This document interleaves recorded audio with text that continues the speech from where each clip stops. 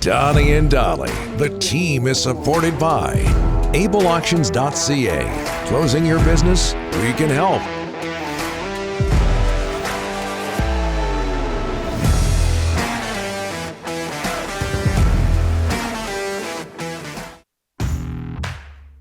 We're just waiting on Elliotte Friedman, our guest today. Monday, sponsored by Passant Motors. Passant Motors is turning the big 3-0, and they are ready to celebrate with some amazing deals. Find out more at basantmotors.com. A reminder, Donnie and Dolly is presented by Able Auctions. Able Auctions services businesses throughout BC looking to liquidate their assets. Don't miss upcoming auctions, including a high-end fitness club in Port Alberni and industrial equipment and vehicles in Quesnel. If you are a business owner anywhere in BC looking to liquidate assets, email sales at ableauctions.ca. We've got Elliotte.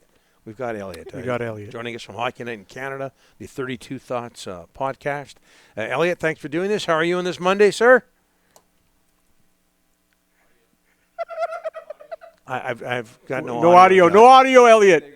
I think all we need right now is video. Gotcha. How do I look? Halloween's around the corner, I think.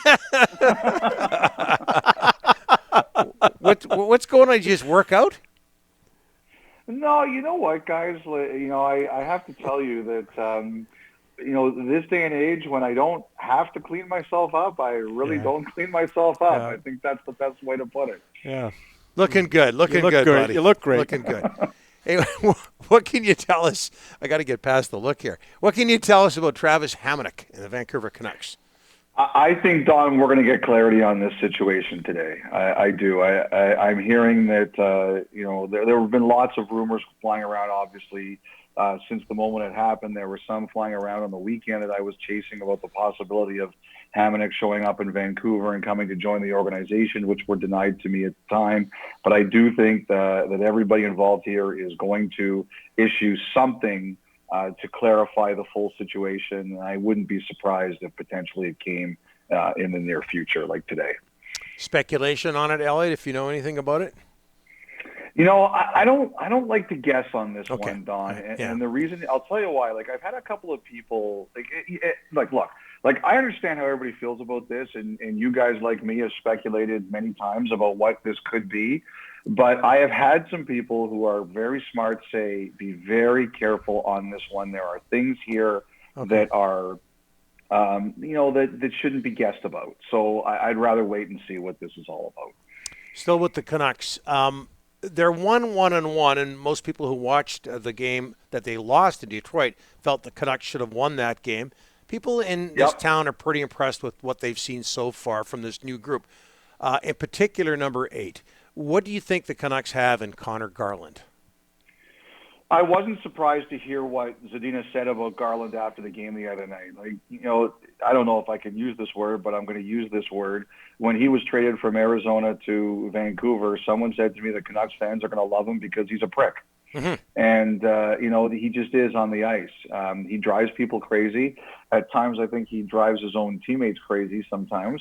But I think that he's a guy who knows that if he's going to be successful, that he is going to have to do everything in his power and beyond to win puck battles and be successful in the NHL. When you're built like Connor Garland is, you have to be 3 times as good as everyone else.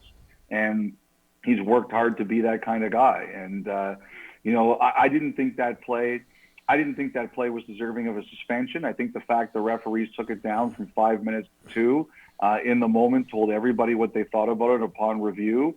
I can understand why a player like Zadina would hate it. I understand why the Red Wings hate it because they just saw Larkin got injured. And I'm not in the least bit surprised that Zadina said what he did because Connor has that reputation. Opponents hate him. They absolutely cannot stand the guy. And I think that he's what teams need, and that's why I think the Canucks fans are going to love him. Elliotte, you've been all over the Eichel story from start, and hopefully we have a finish. But what's the latest on Eichel, Elliotte? Well, as we reported the other night, there were some teams like Colorado that have reached out on him, but the Sabres have made it very clear that they're not willing to retain money. And even though the Sabres are willing to take a contract or two back, there aren't too many contracts that have 4 years and $10 million left on them like Eichel's does after this season. So it's complicated. I do think, Rick, the pressure is mounting. I do think there are, entities here who are saying we have to find a solution to this. But Buffalo feels they made a really good trade for Ristolainen, and they did that because they were patient. They are determined to be patient, although I think the pressure is ratcheting up on almost a daily basis. I see the Toronto media is all over the Maple Leafs for cap issues, and all that stuff. They had to get the goalie, which you reported first. You see a lot of teams, Elliotte, with cap issues, and we had to call up a goaltender here from UBC not too long ago. What's causing this in your eyes? The one thing in that particular situation is because Toronto had 3 injured guys that they weren't willing to put on long-term injury. One thing one GM pointed out to me, Rick, is the minimum salary went up this year, and it's going up again another $25,000 in 2 years. And if the cap's not going to move, that's really going to squeeze some teams. And the one thing I really feel, Rick, is that if you're I don't think what happened to Colorado the other night should be allowed to happen. Right. Colorado played with 19 players, and one of the reasons is McKinnon's in COVID protocol, and Jack Johnson had a negative test, so he had to wait until he had 2 positive tests before he could rejoin the team. I think if your team is fully vaccinated, like Colorado is, you shouldn't have to pay that penalty. I think if you're fully vaccinated and you have cases, what are we learning right now? That you can still be fully vaccinated and get COVID. But why should you be penalized for that? If you're doing the right thing, if you're protecting yourself, if you're protecting your teammates and the people around you, why should the team have to pay a penalty? And I hope that there is some solution that comes up here. Hall missed the game the other night for Toronto because he was sick. And it wasn't because he's sick, Toronto keeps him out of the lineup. Well, if he's vaccinated and Toronto was 100% vaccinated, again, I feel very strongly that there should be a solution here. If you're trying to do the right thing from a health perspective and you get burned like we can be, I don't think there should be a punishment for that. Talking with Elliotte Friedman. Hey, Elliotte, just 8,000 people in attendance over the weekend, Sunday in Ottawa. Where's that franchise at? Look, I thought the Tkachuk thing last week was huge for them. But, I mean, look, you look at them, you look at Buffalo. I mean, Arizona's home opener is tonight. I'm curious to see what the attendance is going to be for that. I've heard there's some concern about what the numbers could be. You can't blame the fans.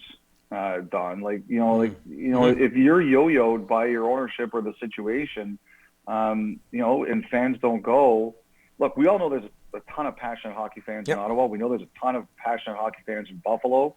Can you blame them at this point? I don't think you can. I think you have to regain the trust. I'll say this, getting Tkachuk signed for 7 years, that was a huge deal for that fan base and that organization. And if they continue this and they continue winning games, people are going to show up. There's not going to be a problem. Okay, we have some really observant listeners and viewers. You're being compared to Nick Nolte. I get that one a lot. I do get that one a lot. And Beetlejuice, shot, right? Yes, and Beetlejuice. Beetlejuice as well. Beetlejuice. With these burns I have going now, I get people every night tweeting me pictures of 1700 and 1800s presidents and stuff like that. It's good. I just want people to have a good laugh. I'm glad they are. Yes. Outstanding. Elliotte, talk to you in a couple of Mondays. Thanks so much for this. All right, guys. Have a great week. Take care.